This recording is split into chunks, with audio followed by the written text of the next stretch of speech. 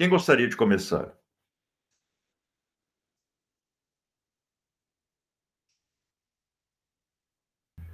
Eu não sei nem o que falar assim, professor, porque, olha, agora até o senhor falando me assustou, Por quê? que é que é daqueles capítulos que o Marx vai repetir e que vai ser fundamental, porque é que nem o outro aquele, muito abstrato. Não consegui entender. Tem dois conceitos que ele usa particularmente aí, que ele apresenta, na verdade, que ele vai usar repetidamente na argumentação subsequente. Isso fica particularmente visível no livro 2, que são os conceitos de capital constante e capital variável. Vejam que ele está usando os conceitos que ele desenvolveu nos capítulos anteriores. Mas ele foca a atenção num, num aspecto que vai ter importância daqui para frente, que é o fato de que, no âmbito da produção capitalista, em primeiro lugar, ao realizar o seu trabalho, produzindo um valor de uso qualquer, ou um produto útil qualquer, sapato, camisa, placa de aço, não importa o quê, o trabalhador vai transferir o valor dos meios de produção para o produto. Por exemplo, o valor do algodão utilizado como matéria-prima da produção do fio vai ser transferido para o fio. O algodão desaparece, se transforma no fio. Mas o valor do algodão é incorporado no fio. Passa a fazer parte da mercadoria produzida. Isso valeria para as mil formas de matérias-primas e matérias auxiliares utilizadas no processo produtivo.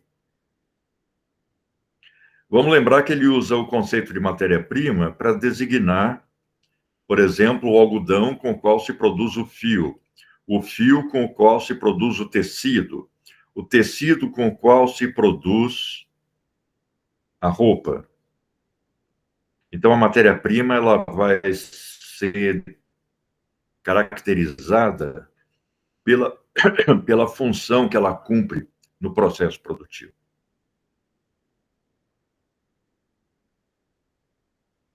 As matérias auxiliares são aquelas matérias que, como o próprio nome diz, têm um papel auxiliar no processo produtivo, em geral, não entrando na composição do produto. Por exemplo, na época em que o Marx está analisando isso,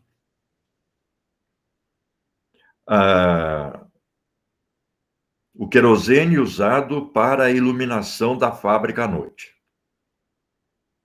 o sebo para a lubrificação da máquina.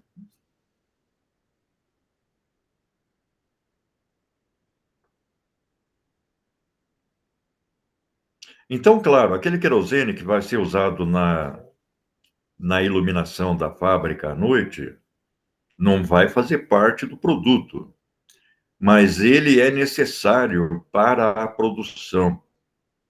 E o valor desse querosene vai ser incorporado ao produto.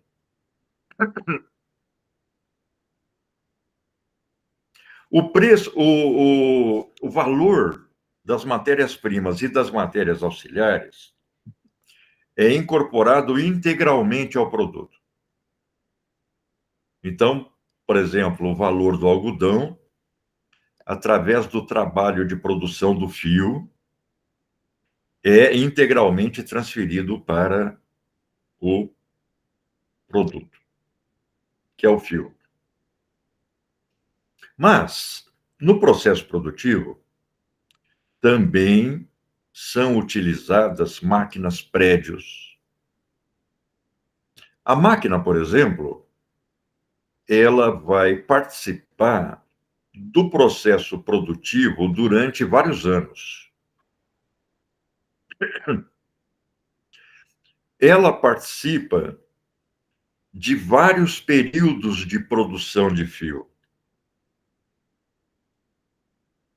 Mas o valor dessa máquina é incorporado também ao fio produzido ou ao tecido produzido, só que de uma maneira diferente.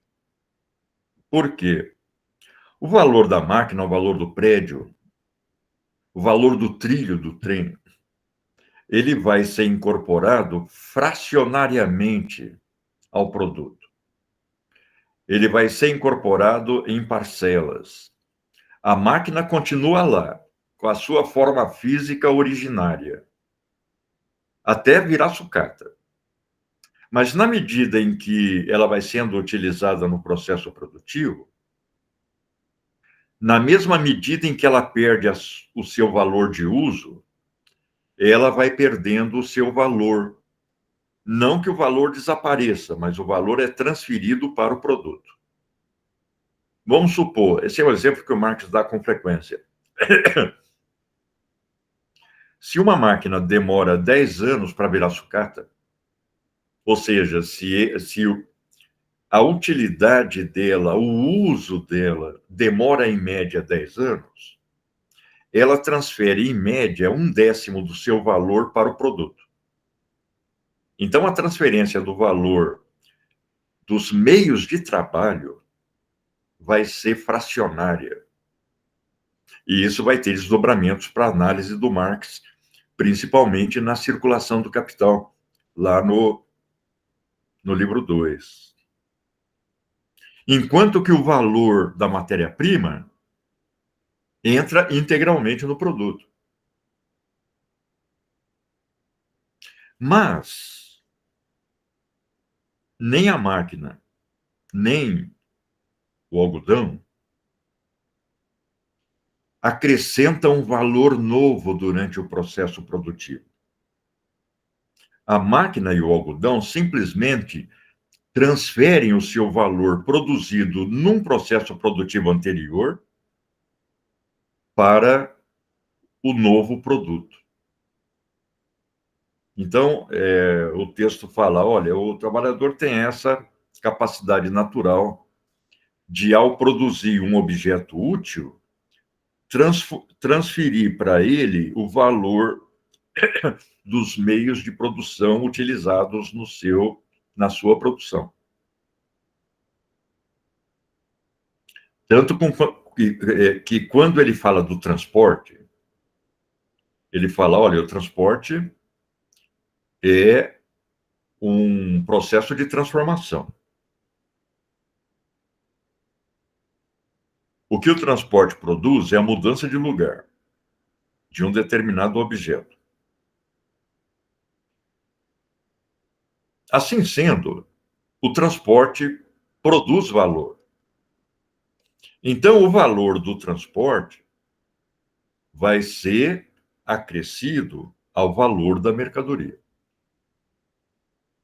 Ou seja, o valor daquela fração infinitésima de desgaste de caminhão ou de combustível ou etc., vai ser incorporado à mercadoria. De tal forma que uma mercadoria produzida em Santa Maria tem um valor e essa mesma mercadoria em Porto Alegre vai ter um valor diferente porque vai ter a adição do valor do transporte. Vamos lembrar que valor é só tempo de trabalho adicionado ao produto. Então, esse tempo de trabalho incorpora também o tempo de trabalho dos processos anteriores que produziram os meios de trabalho. O valor do couro se incorpora ao sapato.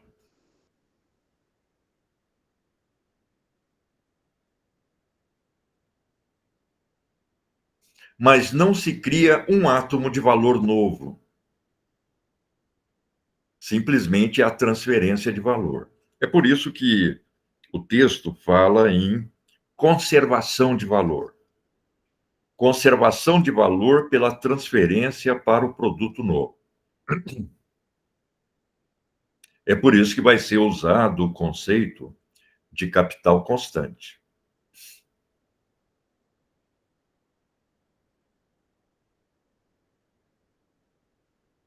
Agora, o processo produtivo requer, além dos meios de produção, a força de trabalho.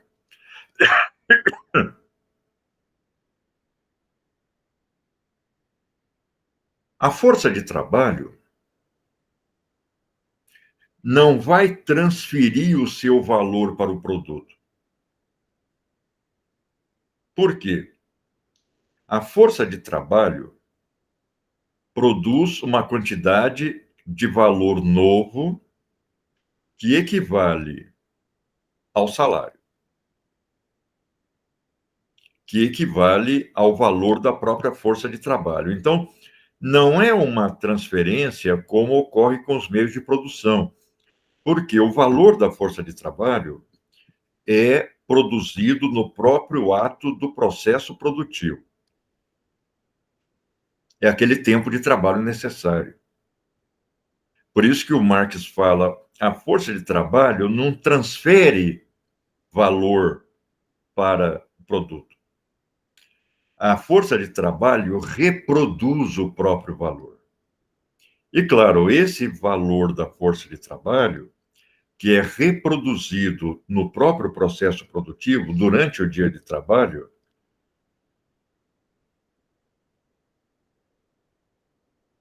vai ser incorporado ao valor da mercadoria.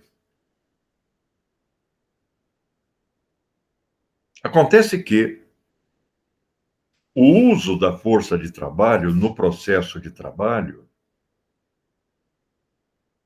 ou melhor, sendo mais preciso, o uso da força de trabalho é o trabalho. E o trabalho produz valor. Essa é a tese básica de todo o argumento.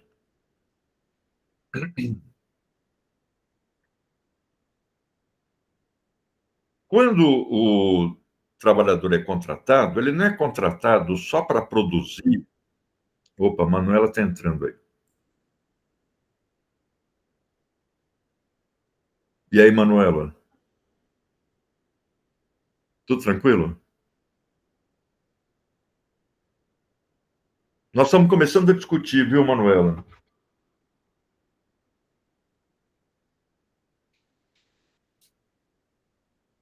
Boa noite. Não, tranquilo. Nós estamos começando a discutir essas diferenças de capital constante, capital variável. E a gente estava discutindo agora o papel que a força de trabalho tem na composição do valor do produto.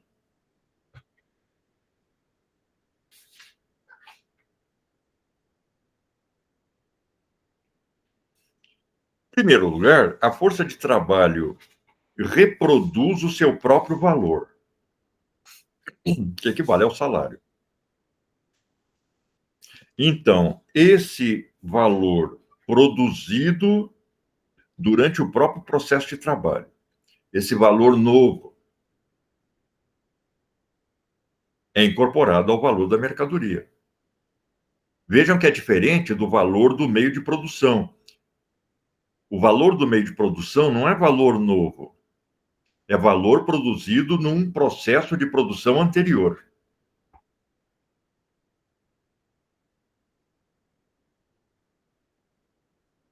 Que é simplesmente transferido ao produto. Mas o trabalhador, ele, em primeiro lugar, produz o equivalente ao valor da sua força de trabalho.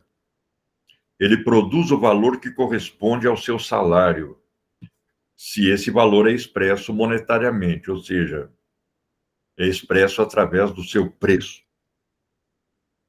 Mas ele não é contratado, por exemplo, para trabalhar apenas o tempo necessário à reprodução da sua força de trabalho.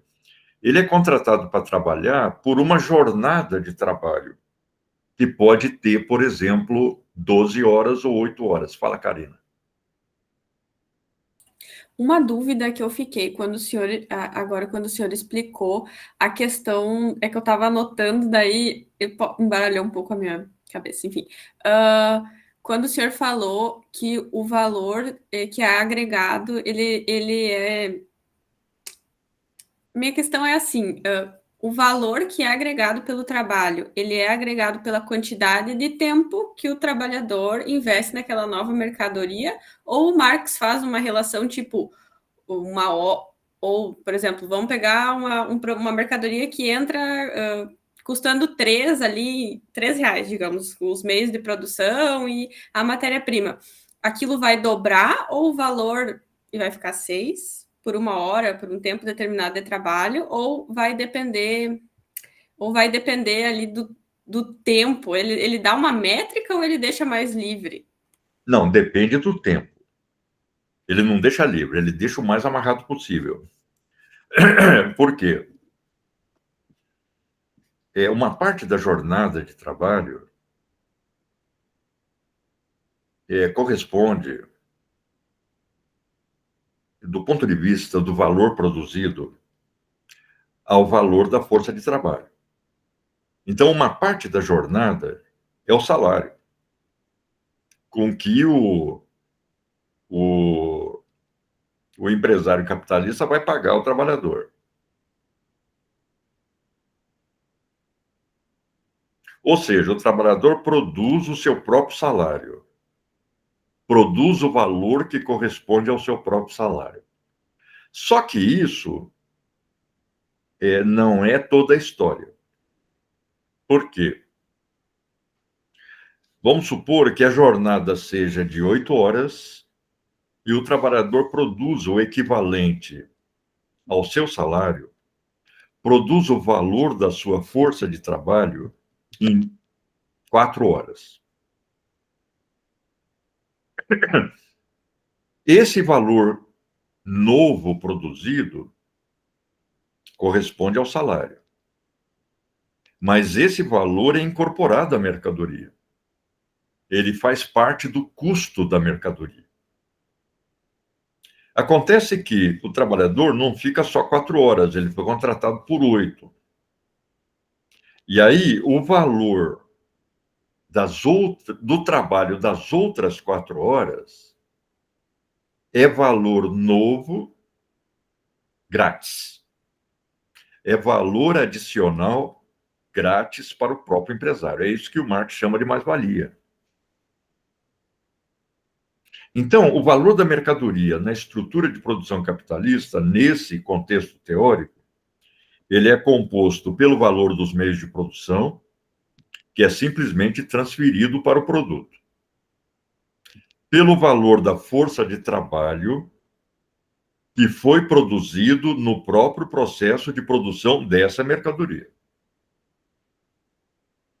e pela mais-valia, que é o valor adicional grátis.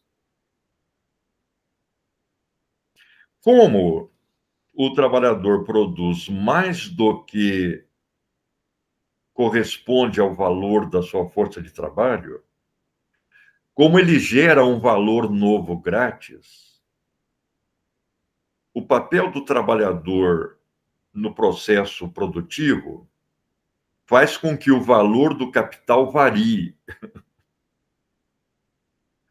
O valor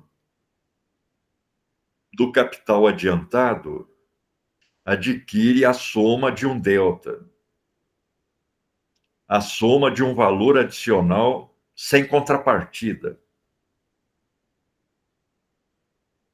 É por isso que o Marx chama essa fração do capital que paga a força de trabalho de capital variável. Então, capital variável por quê? Ele, além de produzir o valor da sua força de trabalho, ele produz valor novo grátis, fazendo com que a magnitude do capital, o valor do capital varie. Por exemplo, vamos supor que o empresário adiante, no início do processo produtivo, R$ 50 em meios de produção e R$ 10 em força de trabalho. Então, ele adianta R$ 60. O trabalhador transfere os R$ 50 dos meios de produção para o produto e vamos usar de novo a palavra transferência, mas a forma é diferente. Transfere para o produto o valor da sua força de trabalho. Até aí, o empresário não ganhou nada. Porque simplesmente ele reproduziu o custo de produção. Mas quando se conta o valor adicional grátis, quando se conta a mais-valia, aparece uma variação em relação ao dinheiro investido inicialmente.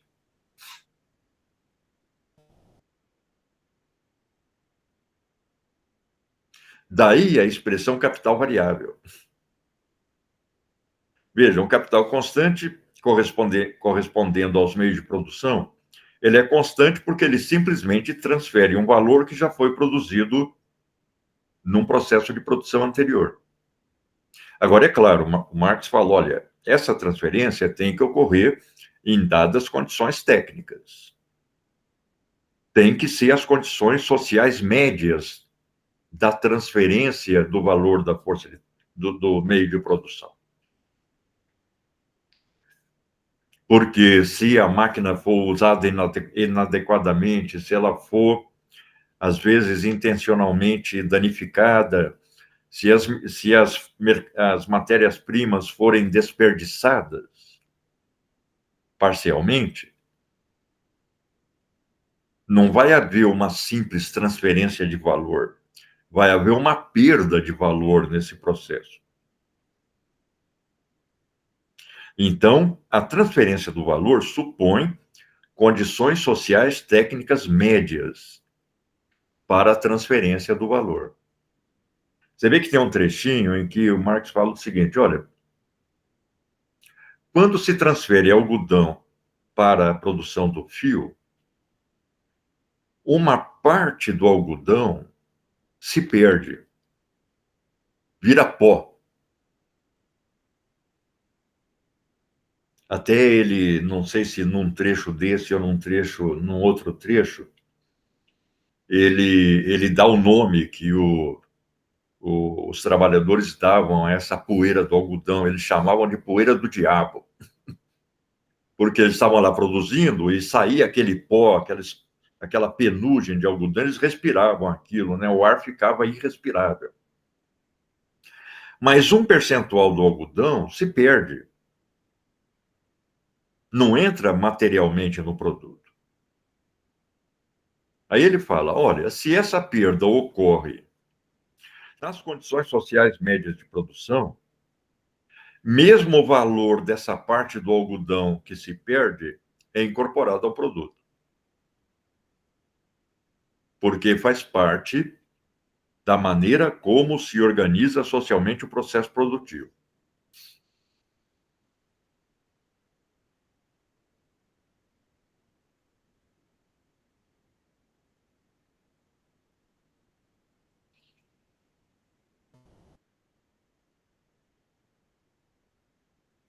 Ele cita aí, tem notas de rodapé sobre a produção escravista, né?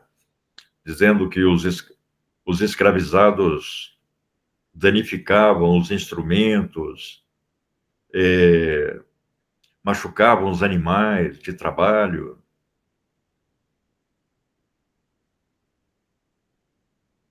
Coisa que seria incompatível com a produção fabril, a produção capitalista estrito sensu.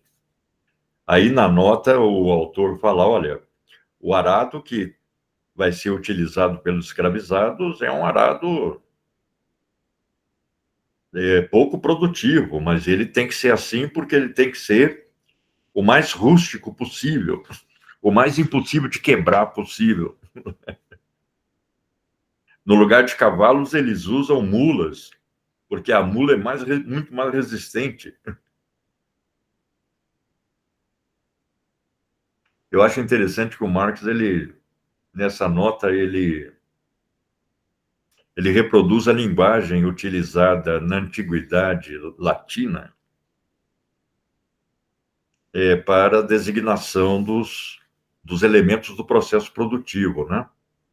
Então, tinha os instrumentos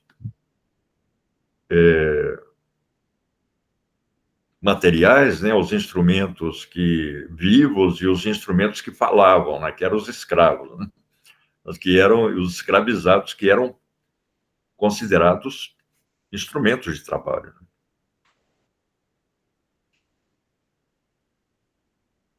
Karina. Tenho duas dúvidas. A primeira ele diz assim, que quanto mais tempo de trabalho necessário é incorporado na mesma quantidade de algodão durante a fiação, maior é o valor novo adicionado ao algodão. Porém, quanto mais libras de algodão são fiadas no mesmo tempo de trabalho, maior é o valor antigo conservado no produto. Então, quer dizer que são inversamente proporcionais. Veja, Karina, quando aumenta, por exemplo, a produtividade do trabalho e se vai produzir uma quantidade maior de fio num dado tempo, o valor adicionado pelo trabalhador é o mesmo. A quantidade de mais-valia pode ser a mesma,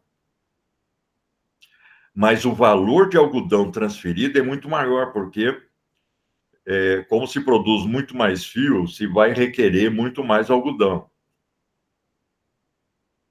Então, a transferência de valor, ela vai estar relacionada com a produtividade do trabalho, que pode aumentar ou diminuir.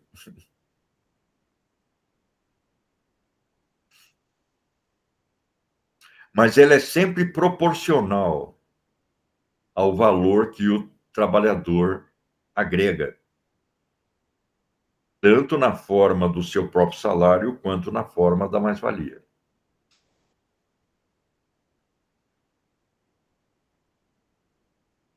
Por exemplo, a introdução do maquinário no processo produtivo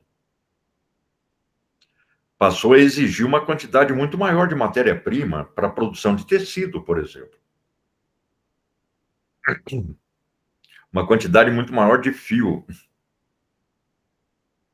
É claro que isso repercute na produção do fio. A produção do fio vai ter que também aumentar a sua produtividade para acompanhar a demanda da produção de tecido. Mas se com a máquina você produz 100 metros de tecido por dia, no lugar de 10, a quantidade de tecido, a quantidade de fio necessário para produzir esse tecido aumenta proporcionalmente.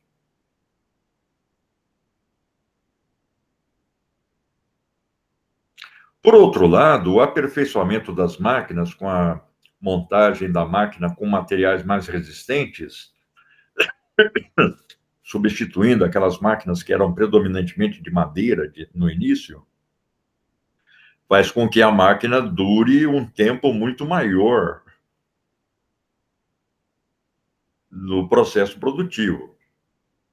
Agora, vejam que o Marx falou, olha, o meio de trabalho, o prédio, a máquina, nunca mudou de forma, eles estão sempre lá na mesma forma, até virar sucata. Você vai lá para a área da sucata da empresa, está lá a máquina com a mesma forma, ela se tornou imprestável para o uso. Mas ela não perde a forma originária no processo produtivo.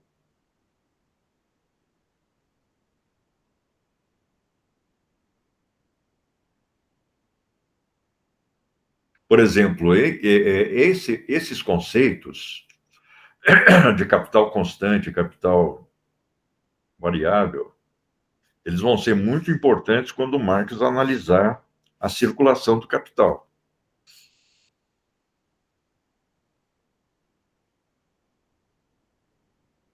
Mas eles já são importantes agora porque eles ajudam a evidenciar o papel do trabalhador no processo produtivo e a maneira como é produzida a mais-valia, a maneira como se configura a produção da mercadoria no contexto capitalista.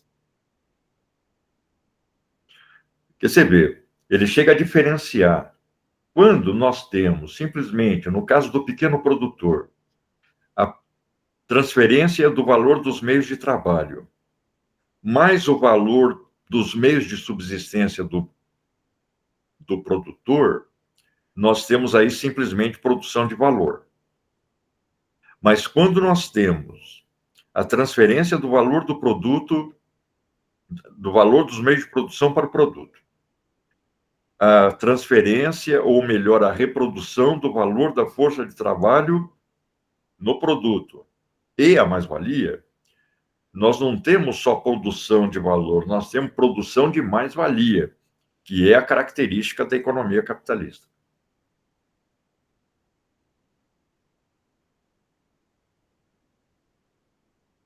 É esse valor adicional grátis.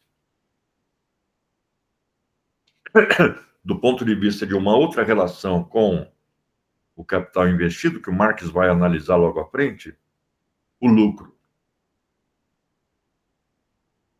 Nenhum empresário investe capital para tirar, depois de um penoso processo produtivo, em que ele despendeu muito esforço pessoal, a mesma quantia em dinheiro.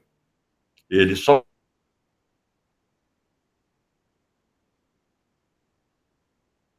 faz para tirar uma quantia em dinheiro maior.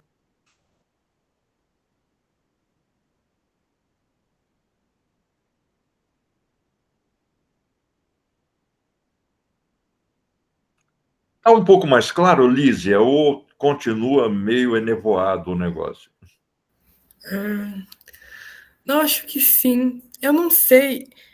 Me pareceu um assunto até simples. Acho que o Marx me engana, na verdade, porque no começo eu tenho a impressão que sempre parece simples o jeito que ele fala. Aí, dependendo, né, vai passar. Porque é um capítulo relativamente curto. Certo. Só que eu achei que talvez a forma que ele escreveu, eu não sei explicar. Mas tem umas partes que eu fiquei muito na dúvida, assim. Tipo, essa parte que a Karina falou. Eu não sei se era muito o jeito que ele distribuiu os dados e tal, que eu fiquei muito confusa, assim, sobre o que ele estava falando. Mas agora, vocês explicando, eu acho que eu entendi, sim. A questão Vamos da lembrar que diferença, né? ele está falando a língua que ele inventou nos primeiros capítulos e adicionando novas palavras. É isso que a gente chama de o léxico de um novo paradigma. Ele elabora os conceitos iniciais e aí vai utilizando permanentemente esses conceitos iniciais nos capítulos subsequentes e vai adicionando outros. Como agora ele adicionou os conceitos de capital constante e capital variável, que vão ser muito importantes. Basicamente, Lísia, quando ele fala em capital constante, ele está se referindo à fração do capital convertida em meios de produção, meios e objetos de trabalho, além de matérias auxiliares. E quando ele fala em capital variável, ele está falando na fração do capital destinada à compra da força de trabalho, só isso. Ou seja, do ponto de vista do valor, o capital investido em meios de produção é capital constante.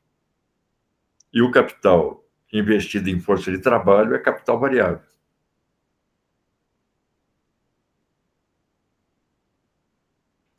Dinheiro para compra de meios de produção, capital constante. Dinheiro para compra de força de trabalho, capital variável. Variável porque produz mais valia. O capital constante, ele não adiciona nada novo. Ele só transfere valor já produzido. Você vê que o Marx ele estava dialogando com os contemporâneos. Ele chega a citar economistas que consideravam, me parece que ele faz uma referência ao Jean-Baptiste Say, que ele considera o mais vulgar dos economistas vulgares. Ele está sempre batendo. Tem uma nota de rodapé muito engraçada nesse capítulo. Eu fiquei tipo assim, ele tá falando pro cara, a única coisa que dá para aproveitar da obra desse fulano de tal é isso. E aí ele bota uma frase de 3 palavras assim. Exatamente.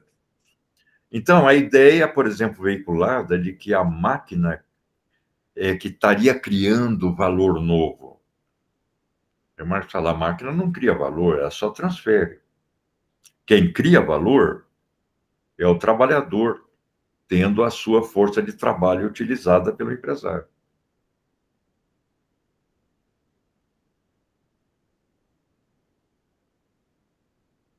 Que, claro, nas condições da concorrência, como o Marx vai mostrar logo à frente, aquele capitalista que tem uma máquina nova e produz com uma taxa de produtividade maior do que os concorrentes, ele poderá obter uma taxa de lucro maior que os concorrentes, pelo menos temporariamente.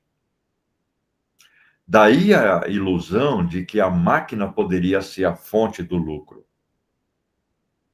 Eu gosto de falar, a máquina não é fonte de lucro, a máquina só transfere o valor ou melhor, é o trabalho do trabalhador produzindo uma mercadoria qualquer, um valor de uso, é o trabalho útil do trabalhador, trabalho concreto, é o trabalho orientado a um fim que transfere o valor. Ou seja, é o trabalho que produz valor de uso, que transfere o valor dos meios de produção para o produto, qualquer que seja ele.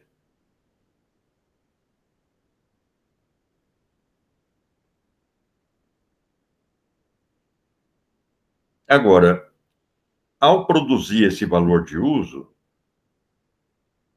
o trabalhador produz valor novo. Uma parte desse valor novo compensa o valor da força de trabalho. Portanto, não implica qualquer ganho para o empresário. Mas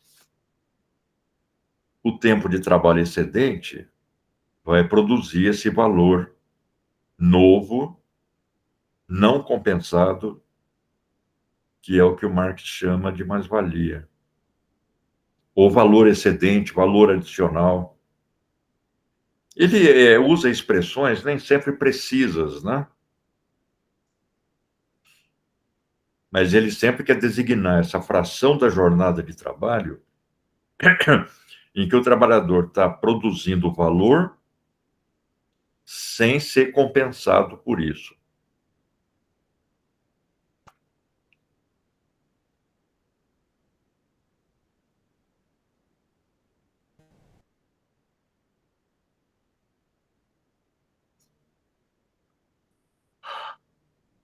Eu tenho mais uma dúvida. Ele diz assim, ó, evidencia-se assim que um fator do processo de trabalho, um meio de produção, entra inteiramente no processo de trabalho, mas apenas parcialmente no processo de valorização.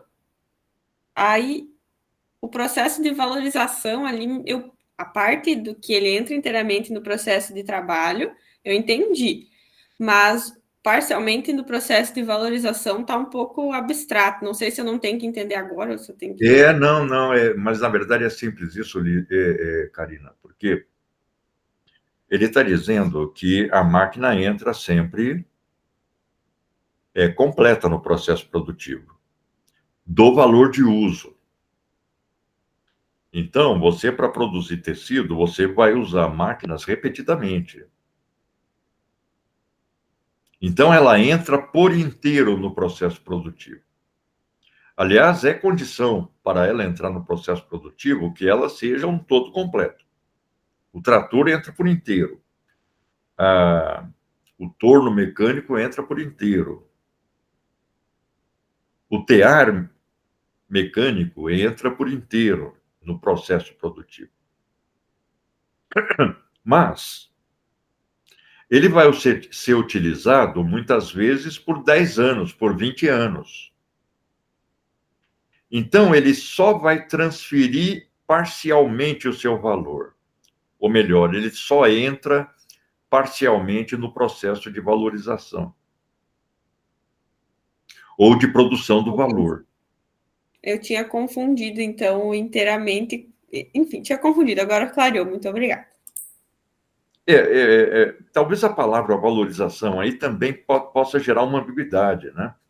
Que às vezes o Marx usa valorização, ou melhor, às vezes é traduzido como valorização o processo designado pelo Marx como produção de mais-valia. A expressão alemã é Verwertung, que é produção de valor, que não tem uma tradução literal, né? A tradução francesa traduz Verwertung por produção de mais-valia.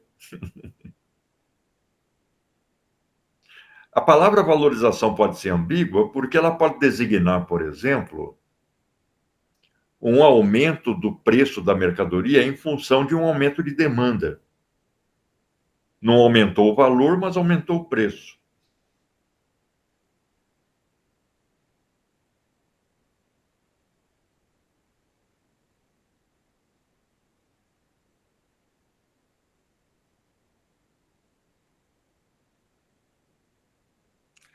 O núcleo de resistência teórica em toda a argumentação do capital vai ser exatamente essa relação entre o trabalho necessário e o trabalho excedente, o trabalho que reproduz o valor da força de trabalho e o trabalho que produz mais-valia.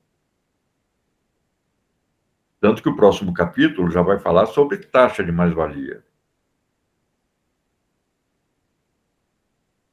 Que aí o Marx já procura quantificar a relação entre o trabalho necessário e o trabalho excedente.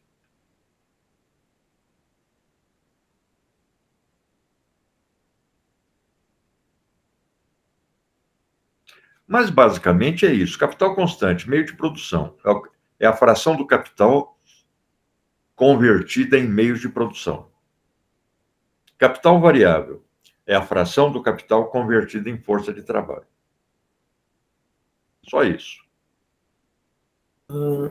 Tinha uma última pergunta, professor, que ela é...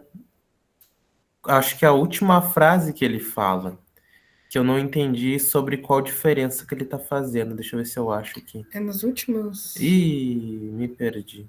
É nos últimos... Aqui? Tá aí? Ali. Essa aqui? Essa.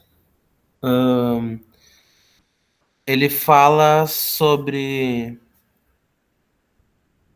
capital constante e variável, né? Então ele vai falar... nesse caso, tem-se um grande aumento de capital constante, isso é, da quantidade de valor dos meios de produção empregados e uma grande diminuição da parte variável do capital investida na força de trabalho. Tal mudança, no entanto, altera apenas a relação quantitativa entre o capital constante e variável, ou a proporção em que o capital total se decompõe em seus componentes constante e variável. Isso eu entendi. Mas ele fala, não afeta em nada a diferença entre os dois. Que diferença que ele está falando? Essa diferença eu não entendi. Há uma diferença quantitativa na proporção entre capital constante e variável no processo de desenvolvimento da produção capitalista. Mas essa diferença quantitativa na proporção não altera a diferença qualitativa entre capital constante e variável. Pelo seguinte, a tese dele é de que a concorrência capitalista, aliás, é algo que ele já adianta lá naquele texto do manifesto que nós discutimos, a concorrência leva cada empresário a buscar reduzir o tempo de trabalho de produção da sua mercadoria, para poder vender em condições vantajosas no mercado. Para isso, ele busca novas tecnologias, ele busca inovação tecnológica. A inovação tecnológica, ela aumenta a parte do capital que corresponde a capital constante e diminui a parte do capital que corresponde a capital variável. Por quê?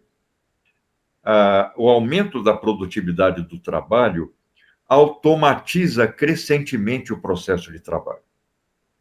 Então, quanto maior a produtividade do trabalho, menor proporcionalmente a necessidade de trabalhadores e maior proporcionalmente a necessidade de meios de produção. Então, o desenvolvimento do capital por meio da concorrência leva a um aumento progressivo do capital constante e a uma diminuição progressiva do capital variável nas suas relações proporcionais. Mas a diferença qualitativa permanece. Veja o que ele fala. Aí, na última frase, eu vou ler na edição da Abril. Quando ele está falando de... Veja, eu vou ler um pouquinho antes, Gabriel, porque pode ajudar. Ele fala: as condições técnicas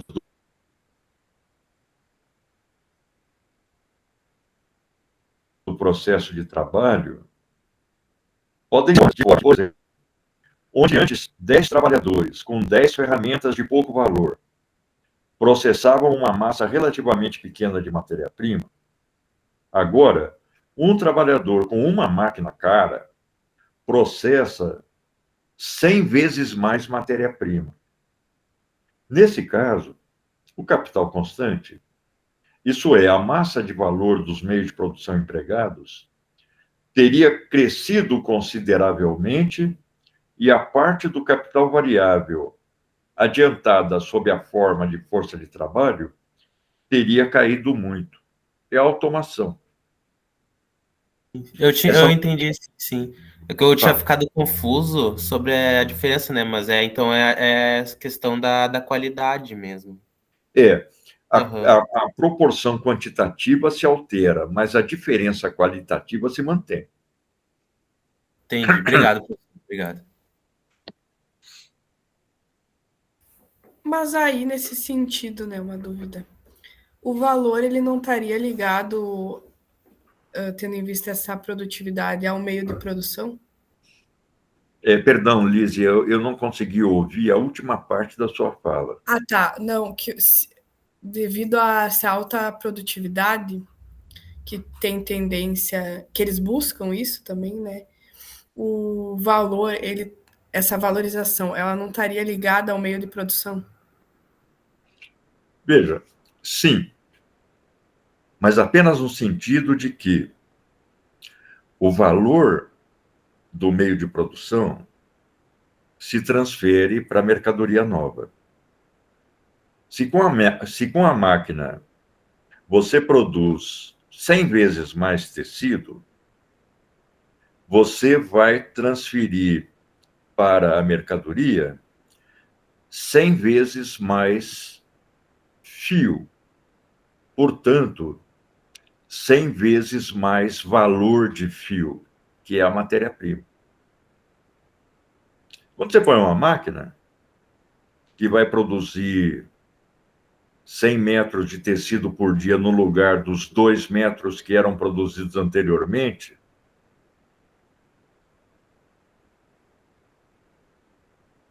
a quantidade de matéria-prima necessária aumenta proporcionalmente.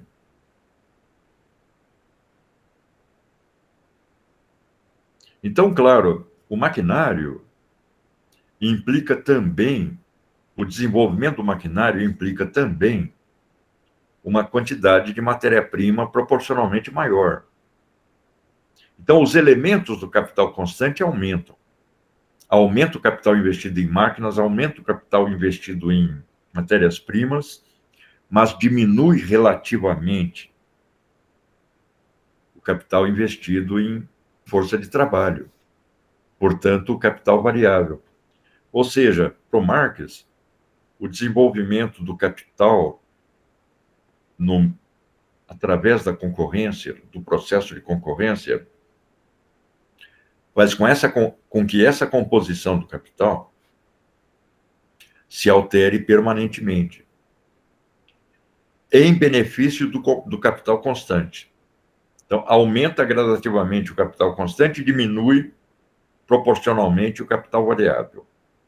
Aumenta o volume dos meios de produção e diminui a quantidade de força de trabalho. Eu comentei num debate anterior a célebre entrevista de um diretor de uma indústria automobilística do ABC, a Volkswagen. E ele dizendo, olha, nos anos 70, nós tínhamos 36 mil trabalhadores em 3 turnos diários. Com as reformas que nós fizemos, agora nós temos 10 mil.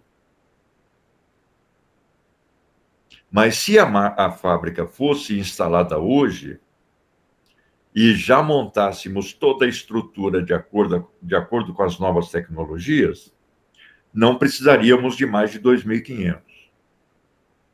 Então, claro, você tem um aumento proporcional, um aumento relativo do capital constante e uma diminuição relativa do capital variável. Uma máquina substitui 9 trabalhadores, fica um só dos 10 que antes produziam com ferramentas manuais, por exemplo. Antes da implantação das máquinas, isso ocorria também com o desenvolvimento da divisão do trabalho dentro da fábrica. Aliás, o próprio Adam Smith já analisa isso, lá no final do século XVIII. Ele usa como exemplo a produção de alfinete. Ele fala, olha, antes, sem divisão do trabalho, uma pessoa conseguia produzir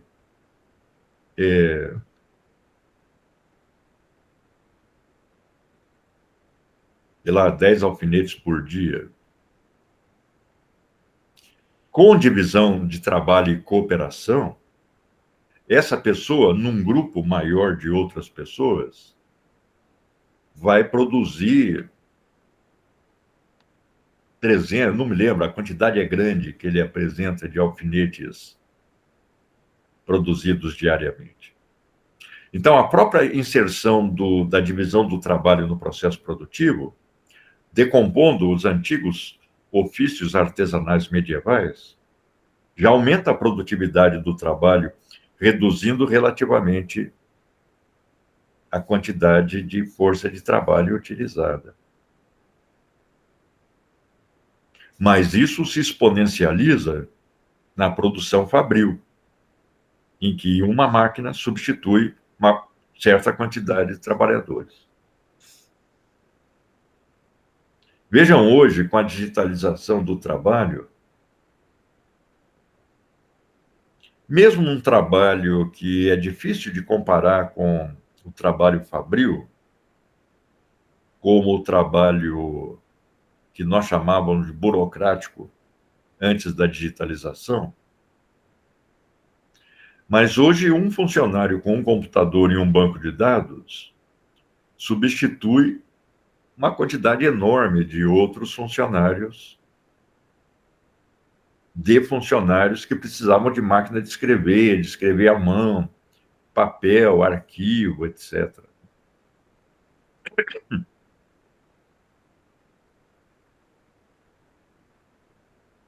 Aquelas estruturas burocráticas administrativas das empresas e do Estado se reduziram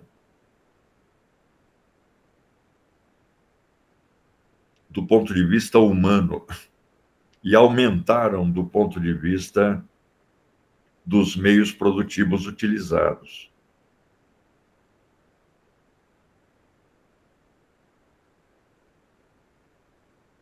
Sem contar que a digitalização transfere uma série de funções do processo produtivo, até mesmo para o próprio consumidor.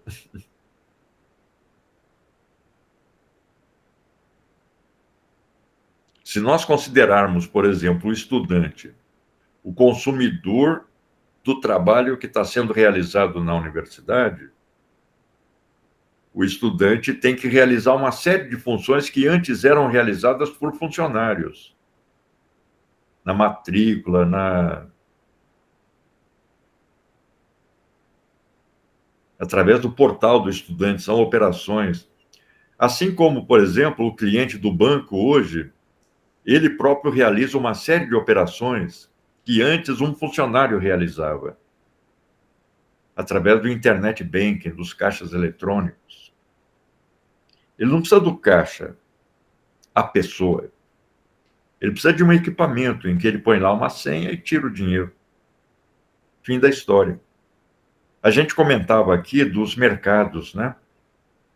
Em que os caixas que tinha lá uma caixa e uma pessoa, uma máquina para o processamento da conta e uma pessoa para fazer isso, agora tem lá só a máquina. Ou tem 10 máquinas e uma pessoa assessorando quem usa.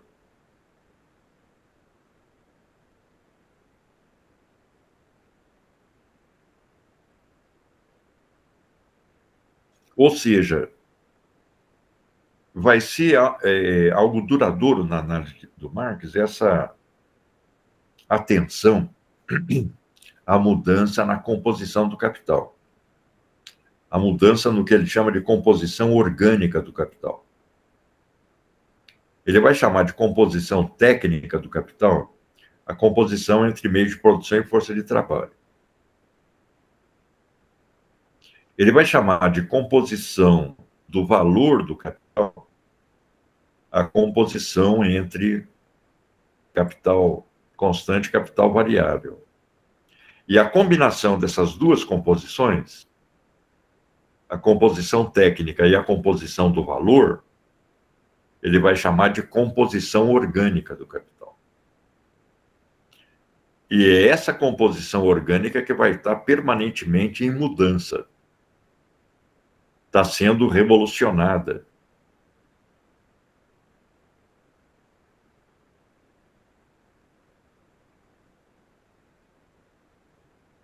Agora, vamos considerar que o Marx analisa o capitalismo num contexto de concorrência.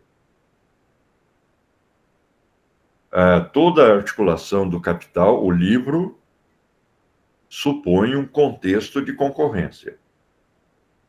Ele já aponta para a perspectiva de monopolização, de contextos de monopolização, mas o desenvolvimento econômico global se dá pela concorrência.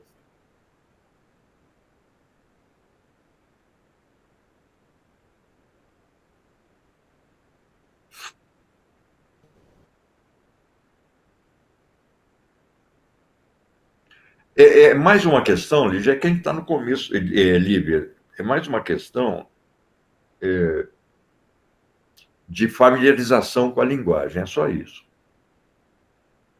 Claro, eu falo que é só uma questão de familiarização com a linguagem, mas, claro, tem trechos em que o Marx claramente deixa de ser didático e, enfim, apresenta formulações que contêm certas ambiguidades que dificultam a compreensão do texto.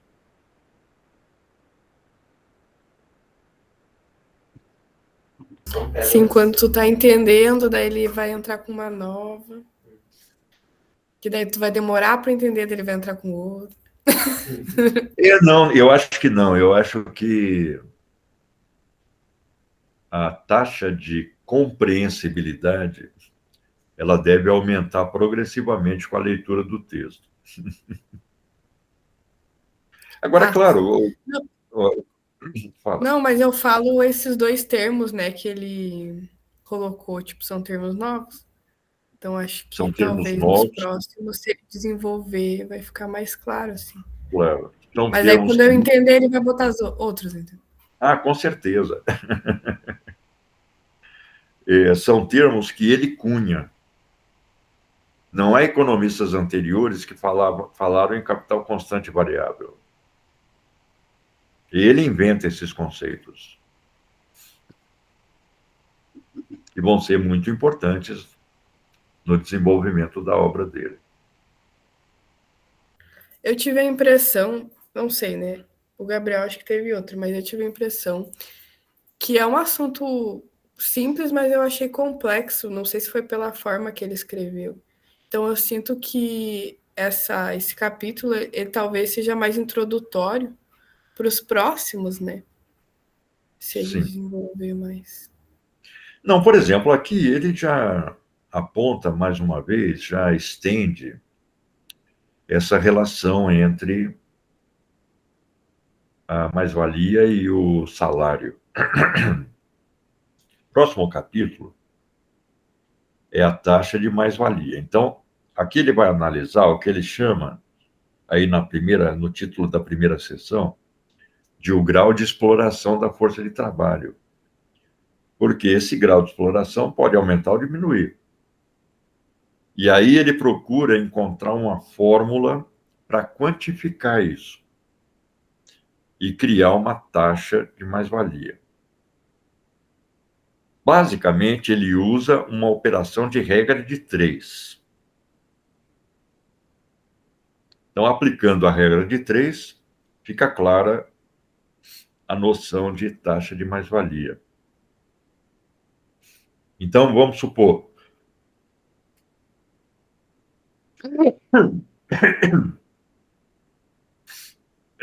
Nessa regra de 3, o capital variável, ou salário, equivale a 100%. E aí, a partir desse 100%, em que a quantidade do capital variável está definida,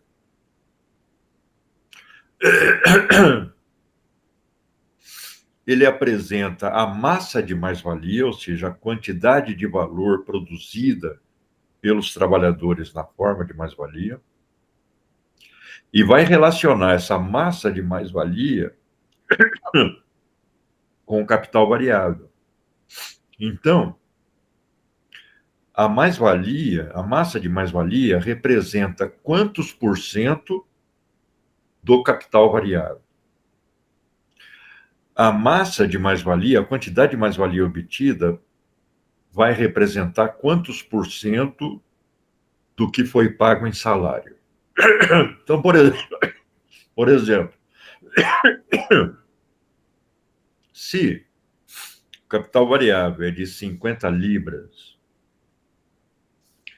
e a massa de mais-valia é igual a 50 libras também, a taxa de mais-valia é de 100%.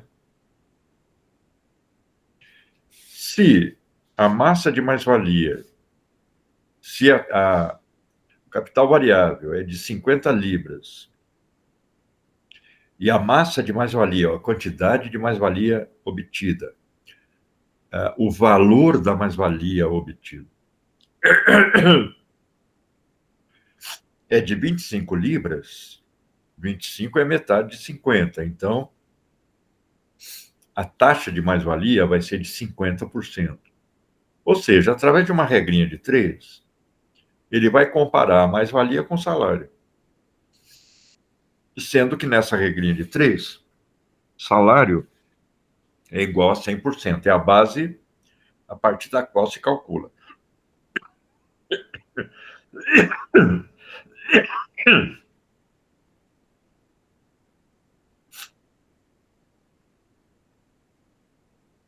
Esse é o conceito novo que ele vai introduzir no próximo capítulo, Lízia.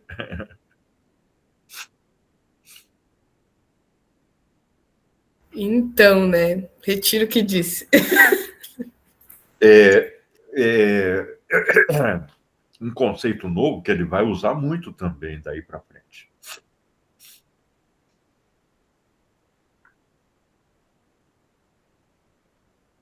Uma perguntinha. A questão do capital ser constante é porque ele é durável? Não. Tá. Não é porque ele é durável, até porque há frações do capital constante que não são duráveis, que são rapidamente consumidas no processo produtivo. Por exemplo, o algodão na produção do fio. Uma máquina pode ser durável, mas o minério de ferro que vai ser utilizado na produção da chapa de aço vai ser consumida muito rapidamente. Ele chama de capital constante porque o valor dos meios de produção não adiciona nenhum valor ao produto, só transfere o seu valor para o produto. Não há nenhum valor novo nessa transferência, é apenas conservação de valor já produzido. Então, ele é constante porque no processo ele não muda. No processo ele se mantém o mesmo. Ele só se transfere dos meios de produção para o produto. O capital variável, Marx chama de variável porque ao trabalhar, o trabalhador produz o equivalente ao valor da sua força de trabalho, que foi adiantado no início do processo, mas também produz um valor novo, grátis, que é a mais-valia. Então, o capital que era de 100, quando foi investido, quando o empresário vende o produto, ele obtém 110. Esses 10 a mais fizeram com que o valor do seu capital variasse de 100 para 110. O que produziu essa variação foi o trabalho. É por isso que a fração do capital destinada à compra da força de trabalho, Marx vai chamar de capital variável.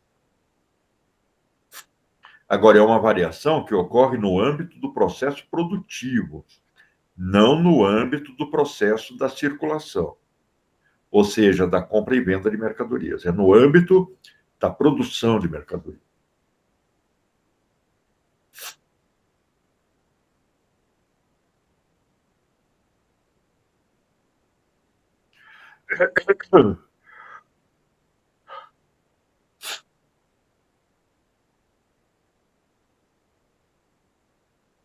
É constante no sentido de invariável, não no sentido de durável.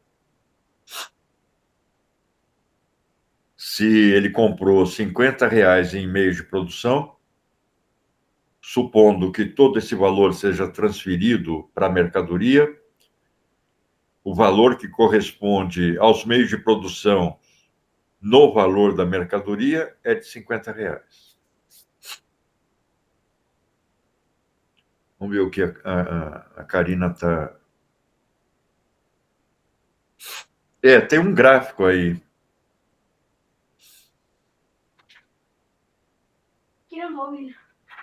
Está com a Serena.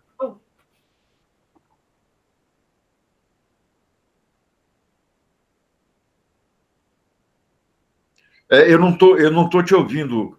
Eu não estou te ouvindo, Karina. Estava falando sozinha. Ai, meu Deus. E eu me distraí um pouco, eu estava conversando com outro neto meu. Eu estava dizendo que para mim entender, tipo assim, eu desenho, sabe? Eu tento pensar nisso de uma forma mais gráfica, e aí esse linkzinho talvez te ajude, Lígia. Porque eu realmente fico desenhando. A aula passada eu fiquei desenhando aqui no caderno Legal, não? Ótimo. para conseguir entender, assim, porque é uma coisa realmente difícil, mas talvez se a gente fazer um pouco mais visual, assim, funcione. Não sei. Mas veja, Karina, nesse gráfico, você simplesmente apresenta a composição do valor da mercadoria, de todas elas, no modo de produção capitalista.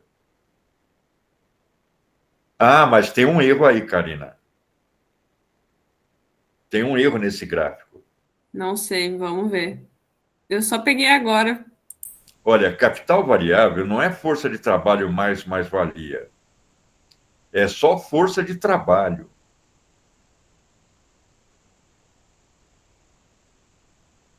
Ele é Nossa, variável porque produz passando fake mais-valia. news. Veja, ele é variável porque produz mais-valia.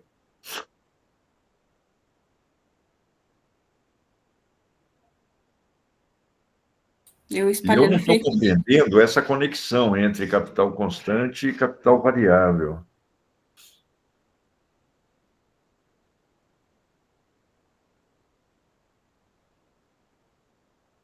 Veja, o capital variável para o Marx não são meios de vida. Capital variável é o valor da força de trabalho.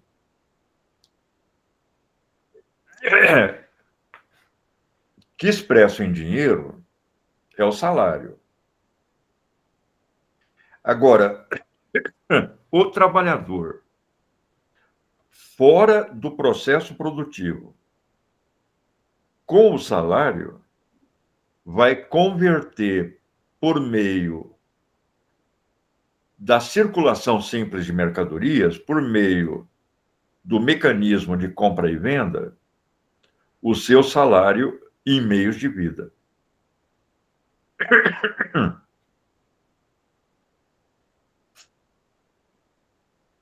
Mas quando o trabalhador compra o que ele precisa para sobreviver, embora isso seja vital para a reprodução do capital como um todo,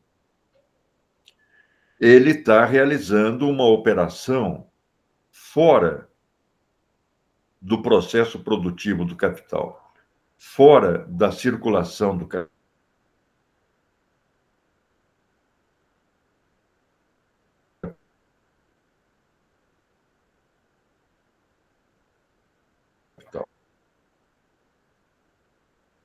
Acho que travou.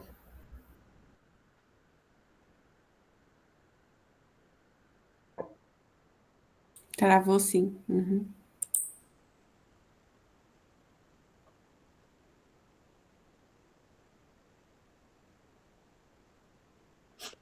Individual.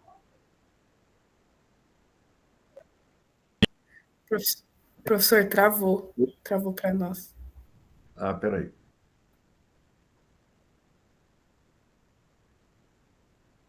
Vocês não estão me ouvindo?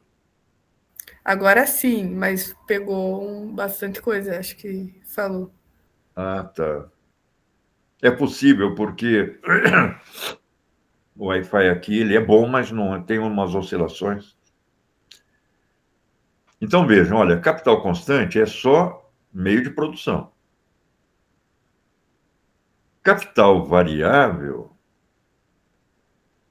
é a fração do capital convertida em salário. Só isso. É variável porque produz mais-valia.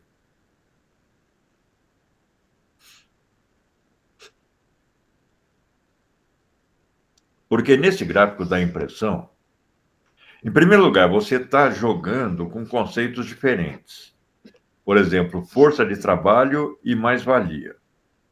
Aqui no quadrinho de força de trabalho, teria que ter valor da força de trabalho, mais-valia.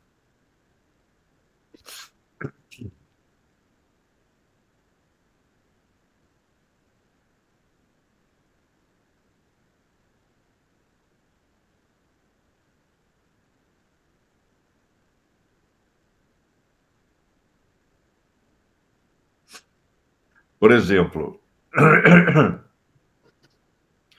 a gente só poderia identificar mais-valia com meios de vida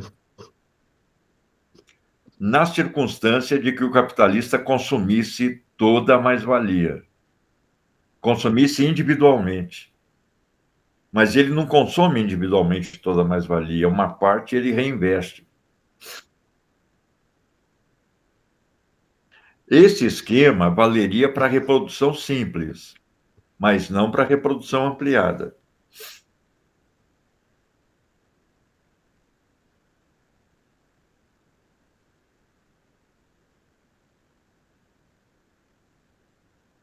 Vamos ter que fazer um capital ilustrado, professor.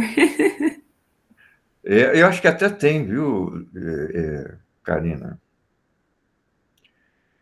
Parece que eu vi eu nem baixei, né? Mas parece que eu vi naquele Anas Archive. Eu acho que era o Capital em quadrinhos, ou um texto do. Eu acho que era o Capital.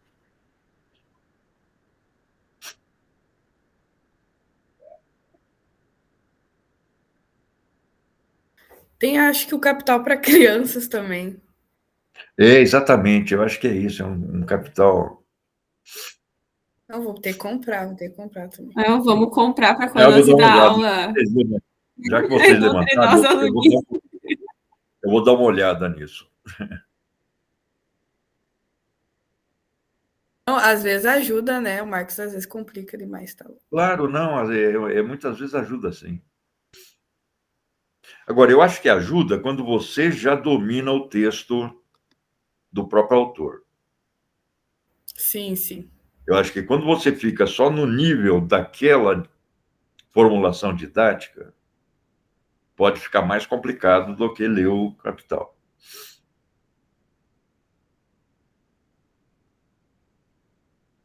Porque, claro, toda formulação didática envolve simplificação, como nós temos aqui, né? E a simplificação deixa de lado uma série de coisas importantes.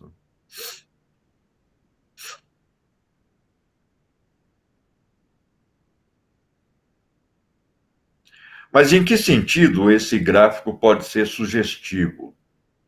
A linha pontilhada, ela pode sugerir que o capital variável produza mais-valia, mas capital variável não é força de trabalho mais mais-valia.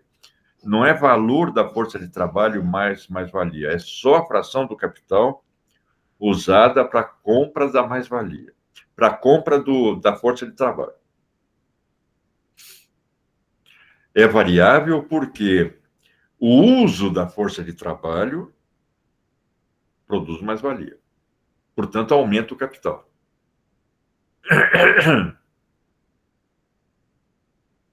Não, eu O, só peguei, o, o, esse gráfico aí para ilustrar o jeito que eu pensei, que eu penso, mas eu não tinha exatamente. analisado ele. Teria que analisar para poder copiar alguma coisa Isso. assim, realmente. É. Porque, ver, o capitalista, como todo comprador de mercadoria, compra mercadoria para usar. Só que a mercadoria que ele compra, ao ser usada, produz valor. E é a força de trabalho.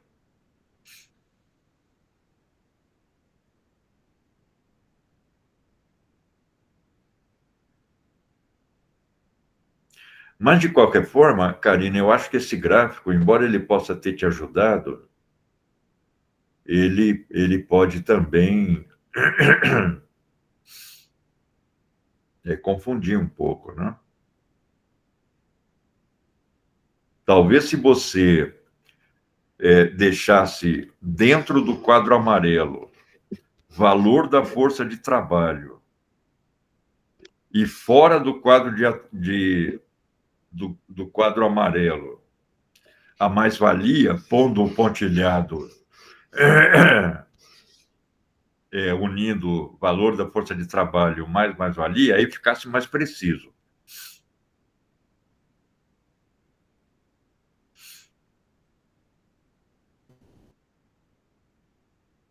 Mas legal, eu acho que isso nos ajuda a aprofundar o texto e a compreender o texto também, né?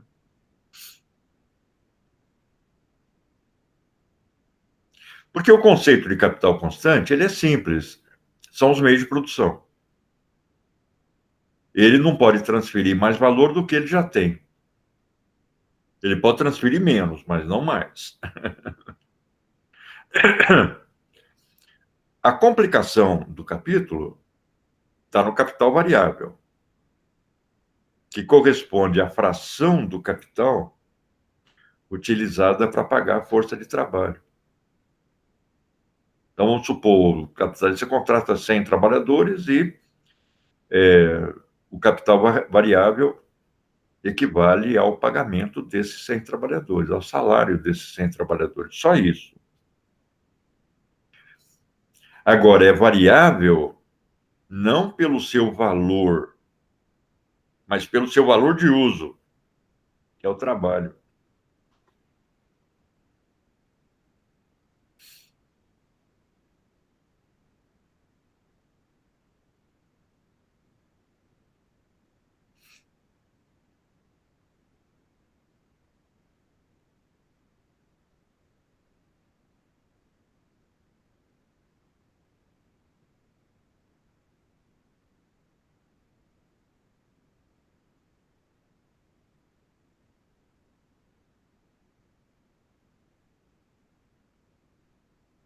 Do quadro amarelo, e deixasse a mais-valia fora do quadro amarelo, mas junto com o valor da força de trabalho no quadro pontilhado, aí ficaria mais preciso, graficamente.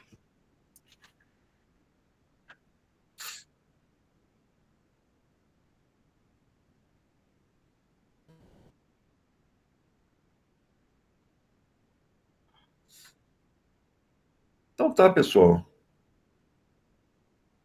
Vamos ficar por aqui hoje. E aí, na próxima semana, a gente discute taxa de mais-valia. E volta a discutir dúvidas sobre esse capítulo anterior.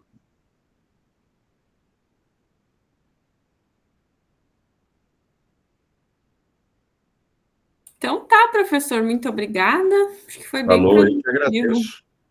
Então Nos tá, vemos na semana. aproveita a viagem aí, tudo de bom. Ah, tô curtindo bastante. Aproveitar. Jogue bastante Roblox. Boa Aproveite. semana para vocês. Tchau, tchau. Tô Tchau, curtindo. boa noite. Tchau, tchau. Até mais.